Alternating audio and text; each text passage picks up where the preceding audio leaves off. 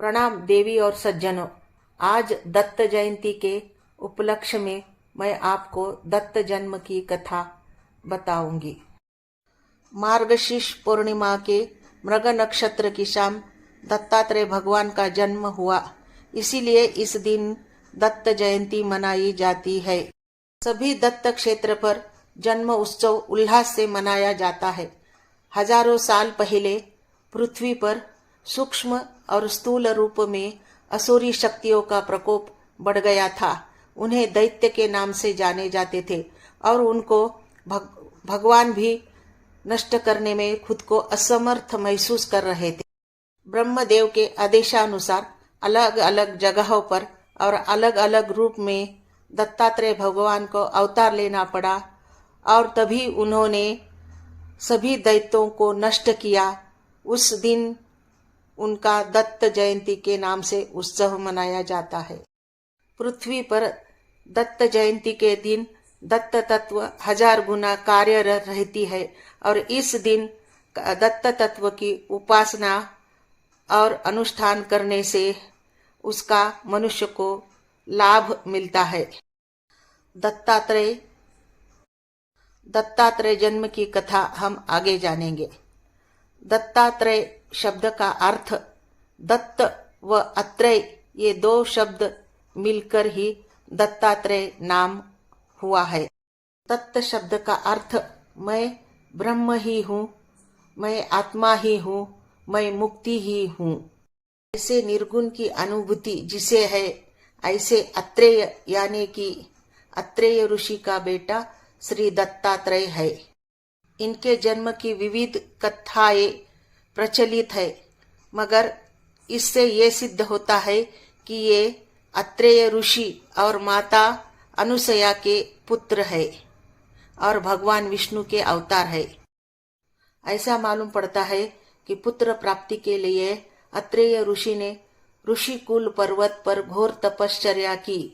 उनके इस प्रखर तप से पूरी पृथ्वी झुलस गई और उनके घोर तप से देवता संतुष्ट होकर ब्रह्मा, विष्णु और महेश वहां पर प्रकट हो गए और उन्होंने इस तप का कारण पूछा। ऋषि ने कहा कि आप मेरे पेट से पुत्र के रूप में जन्म लेंगे। उनके इस बात को देवताओं ने मान्य किया और इन्हीं तीनों देवों के आशीर्वाद से दत्तात्रेय भगवान का जन्म हुआ। कैसी लगी मेरी दत्त जयंती की और एक कथा ब्रह्म पुराण में है। उसमें अत्रि ऋषि ने ब्रह्मा, विष्णु, महेश से आराधना की कि आप मेरे घर पुत्र के रूप में जन्म लेना और एक रूपवती कन्या का मुझे वरदान देना। देवताओं के आशीर्वाद से दत्तात्रेय, सोम और दुर्वास नाम के ये 3 पुत्र और शुभात्रेयी नाम की कन्या ने उनके घर में जन्म लिया। इसी के साथ एक और दत्त जन्म की कथा प्रसिद्ध है। राहु ने सूर्य को ग्रस्त किया और पृथ्वी अंधकारमय हो गई। आत्रि ऋषि ने सूर्य को राहु के मगर मिट्टी से छुड़ा लिया और पृथ्वी को पुनः प्रकाशमान किया और आत्रि ऋषि के महत् कार्य से संतुष्ट होकर भगवान शिव और विष्णु ने दुर्वास और दत्ता के रूप में ऋषि के घर जन्म लिया। एक और दत्त जन्म की बहुत ही चर्चित और सुप्रसिद्ध कथा है। ब्रह्मा, विष्णु और महेश्वर सती अनुसया की परीक्षा लेने उसके द्वार पर भिक्षुक बनकर गए और उन्होंने उनके सामने एक शर्त रखी। उनकी शर्त को न मानकर सती अनुसया ने उनको मंत्र मिश्रित पानी उनके शरीर पर छिड़काव करके उन्हें नन्हे बालक के रूप में परिवर्तित किया और उनका नाम दत्तात्रेय रखा। भारत में शैव, वैष्णव और शाक्त ये 3 प्रमुख पंथ है और ये 1200 वर्ष से दत्त की उपासना करते आ रहे हैं। भारत में विशेषतः महाराष्ट्र में श्री दत्त आराधना की विशेष परंपरा है। महानुभव संप्रदाय, दत्त संप्रदाय, नाथ संप्रदाय, वारकरी संप्रदाय, समर्थ संप्रदाय शाक्त संप्रदाय श्री दत्त गुरु की उपासना करती है। श्री दत्त संप्रदाय के साधक अवधूत चिंतन श्री गुरुदेव दत्त की घोषणा करते हैं। अवधूत ये नाम दत्तात्रेय का है। अवधूत शब्द का अर्थ वर्तमान में हर क्षण जीने वाला, आनंद में रमने वाला होता है। दत्तात्रेय ने पृथ्वी को अपनी गुरु माना था और पृथ्वी की तरह ही सहिष्णु और सहनशील रहने की शिक्षा ली। दत्तात्रेय ने अग्नि को भी अपना गुरु समझा और देह क्षणभंगुर है ये अग्नि की ज्वाला से सीख लिया। इस प्रकार दत्तात्रेय ने चराचर में, पृथ्वी के कण कण में परमेश्वर का अस्तित्व है ये देखने के लिए 24 गुरु बनाए। दत्तात्रेय हर दिन खूब भ्रमण करते हैं।